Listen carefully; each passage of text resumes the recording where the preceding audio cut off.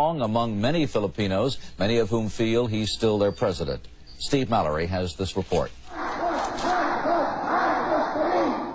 The chant would have sounded like sweet music to Ferdinand Marcos had he been here. Several thousand people massed in a downtown Manila park to show their support for the deposed president and Arturo Tolentino, his running mate during the recent presidential campaign.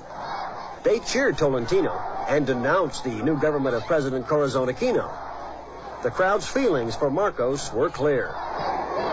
Not back, because I know he's still the greatest president we had here in the Philippines.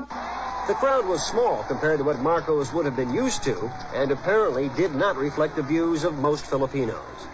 But those at the rally remained loyal to Marcos, refusing to accept allegations of fraud and corruption made against him. He did not flee the country because he wanted to do so, but because there was foreign intervention.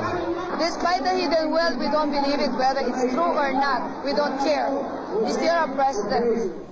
After the rally, the demonstrators peacefully marched through the streets of Manila.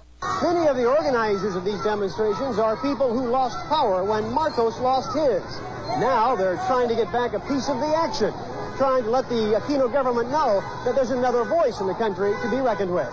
We want Marcos! We want Marcos! But despite what appears to be the significant popularity Marcos still enjoys here, very few believe he will ever return to power. Steve Mallory, NBC News. The Philippines are gripped in campaign fever, and President Marcos is using every opportunity to fuel that fever in the run-up to next month's election.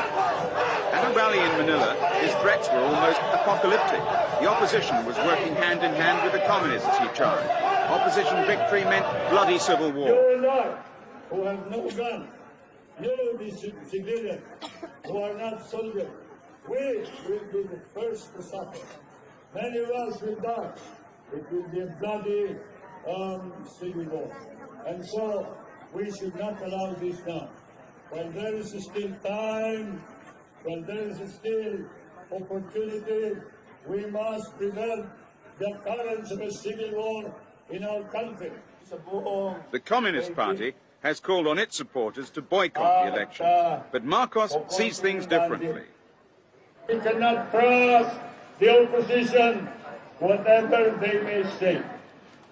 They said they would allow the communists to come into government. Whatever U.S. senators or the U.S. Army may say about the Filipino president's war record, the supporters at his latest election rally in Manila, he still appeared the hero. The president has always made much of his war record, claiming to have led a band of courageous guerrillas against the Japanese. But in the past few days, evidence has been produced in the United States apparently showing his claims to be false.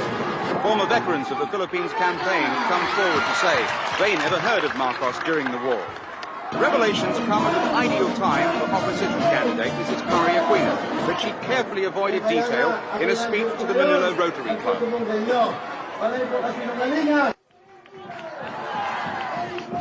The president's campaign has been strong on criticism for his opponents and full of measures aimed at wooing the voters. Salary increases have been ordered for teachers and other government employees, millions of dollars have been released for capital projects, and land titles distributed to peasants and slum dwellers.